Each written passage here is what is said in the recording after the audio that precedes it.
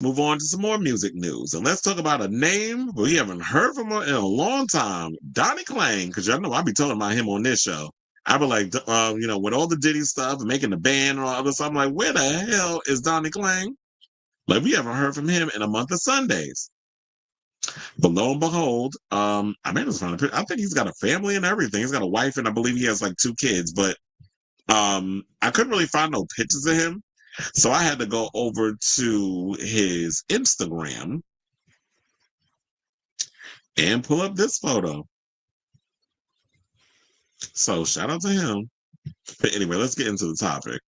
So Donnie Klang, a former Bad Boy artist, recently discussed the uneven split in salary between him and Sean Diddy Combs on the reality show Making the Band.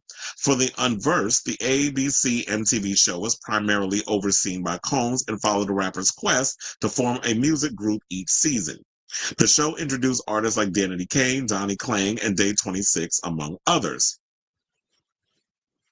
On June 18, 2025, Donnie Klang, that was yesterday actually, appeared on the Sarah Fraser show, where he discussed his association with Diddy amid the rapper's ongoing alleged sex trafficking trial.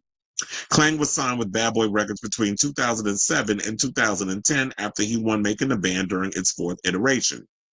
During the interview, he explained how much the participants were paid compared to Diddy, claiming he and other participants made about $400 to $500 per episode, while Combs was paid a couple $100,000 per episode. Saying, quote, "We got bumped up from like 100 an episode to 200 an episode for our second season. We filmed 4 seasons, and at one point it was the #1 rated show on MTV. I don't think we ever broke over 400 to 500 an episode." And then we found out that Diddy was making like a couple $100,000 per episode. So that was one thing that rubbed us all definitely in the wrong way. Well, yeah, I'd be pissed too. Like, motherfucker, you ain't the dancer. You ain't up in here. I mean, you be doing your little dancing around the room with your little shiny suit. Funny enough, now I was sitting there talking about ATs in this show. I tell you, this damn thing be listening to me. I was just talking about ATs, and then the advertisement for their City Field show just popped up on the screen while I'm reading this article. But anyway, so but yeah, it's like when y'all go on these reality shows, you ain't gonna make no money on reality TV. Trust and believe. A lot of the artists don't make no money on these reality shows. But the thing is, like with the success, you can actually ask for, a re-up in your contract. You can start making more money. Because he did bring up Jersey Shore, which, they pulled a cast from Friends. And as they grew in their popularity, they were actually asked to bump they all went in solidarity, collectively stood in solidarity, and was able to accumulate more money for their constituent, for themselves. So yeah, so he said he compared Making the Band of Jersey Shore, MTV's other popular reality show at the time. He claimed that the stars of Jersey Shore received a steadily increasing paycheck as their popularity grew, which wasn't the case with Making the Band, alleging that his pay scale was bumped up by only 100 every season. Elsewhere so how were they able to survive? Because I'm sure, I guess with all the wardrobe and all that other stuff that was coming out of the studio, with them not knowing that they were docking all of that. So while y'all thinking that a lot of these celebrities are running around rich and wealthy and having all this other stuff, they run around broke because they're being taken advantage of. Now, elsewhere in the interview, Klang alleged that he was shelved following the release of his sole studio album, Just a Rolling Stone, in 2008. This meant that while he was still signed to the label, he was not allocated a marketing budget for further projects. Donnie also claimed that Diddy received $250,000 for featuring on his song Take You There from the album. Klang further continued that he was in the dark about the amount until he received a spreadsheet breaking down the cost of his project, which stated he had to recoup the label $2 million before he got paid. So look at him out here being used. And this is from the Art of Dialogue. I was like, is there a clip? Hold on now. There actually is. There's a whole video. I was like, this is the first time I opened this. So you want to know something? Let's play the video, child. Hold on. Oh yeah, I'm glad that made it easy. Let me pull that up. Let me hit the thing. and then we'll come back and we'll talk. Please hold. What was that conversation like when you decided you were going to exit with him? Was he aggressive then, or was it like not that emotional? Yeah, it wasn't like a peak moment. It kind of happened slowly over the course of time. It was basically like at that time there was a term in the business called getting shelved, and it's where you're signed to a label, but the label doesn't activate or green light a marketing budget for your next project. Mm-hmm. So it's like, here I had my first album out. It didn't recoup the original cost, which that's another conversation to have. There was a lot of spending being done that I think Diddy was getting paid in multiple ways from the same revenue stream, where it was like, okay, I'm signed to Bad Boy Records, but Bad Boy was underneath the Warner Music Group umbrella at that time. So it's like, I'm technically signed to Warner. Warner is paying the checks. And then I'm also on a reality show. So I was getting some checks from MTV. But this was one thing that definitely pissed us all off when we found out in the coming years. So Jersey Shore, the cast members got paid minimum wage during the first season, just like we did. I think we were making like $100 a week to be on the show. However, with the success of their show, they renegotiated their contracts and they were making 10 grand an episode during their second season.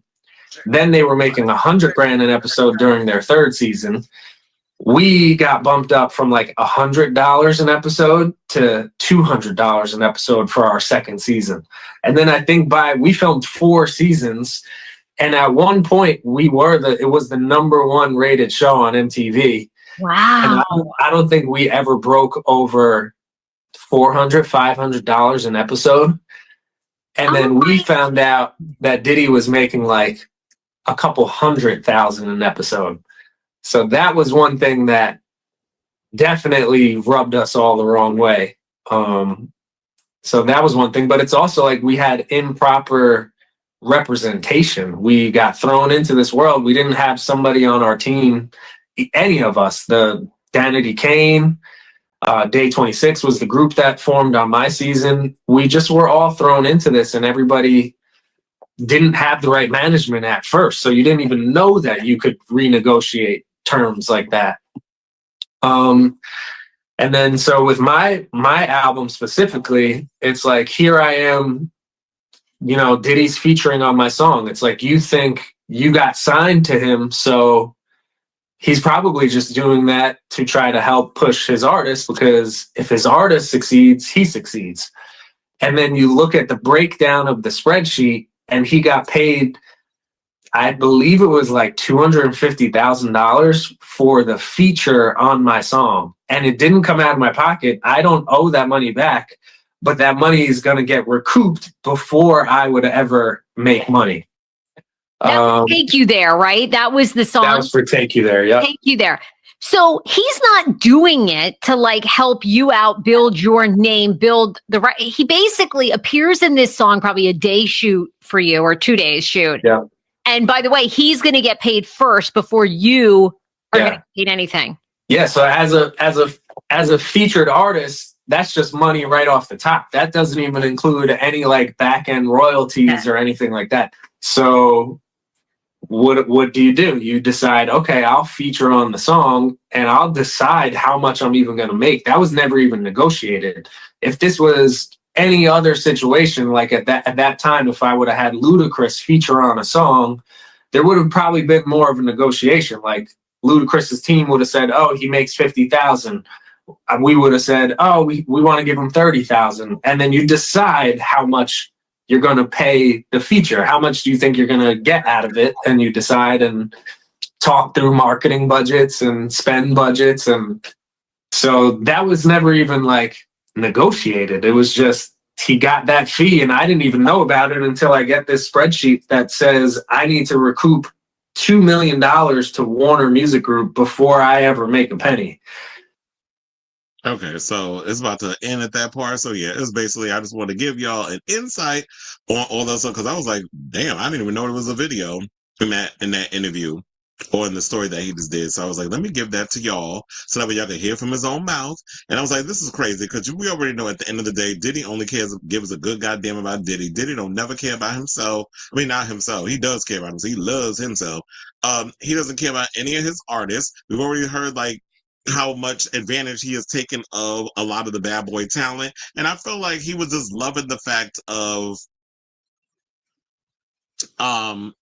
the whole idea of making the band, because remember, making the band was a show that was like Lou Pearlman had people's the Old Town came from that whole era, and then Diddy, like everything else he does, colonizes it and turns it into his own thing. And then we got We Are the Hard Stories from Day 26, Dandy Kane. Now we hearing from Donnie Klang, which we haven't heard from him in a month of Sunday. So I'm hoping like after all this other stuff is going on or happened to him, that he's still out here doing his thing and making his music and all this other stuff. But that was crazy because I don't even remember. I was like, did his album actually come out? Like, for you to make them go through all the whole illusion of putting this record together and being on TV and winning the season and all this other stuff, only for you to shelve his record and making sure that, oh yeah, I got my 250,000 and I got all the other stuff I need to get out of it. And Warner is the one that's putting this money up. It's not Bad Boy, so it's not affecting Diddy's bottom line. It's not affecting his pockets. It's going to affect this. It's going to affect Donnie's pockets. And if he's not out here to be able to go out on tour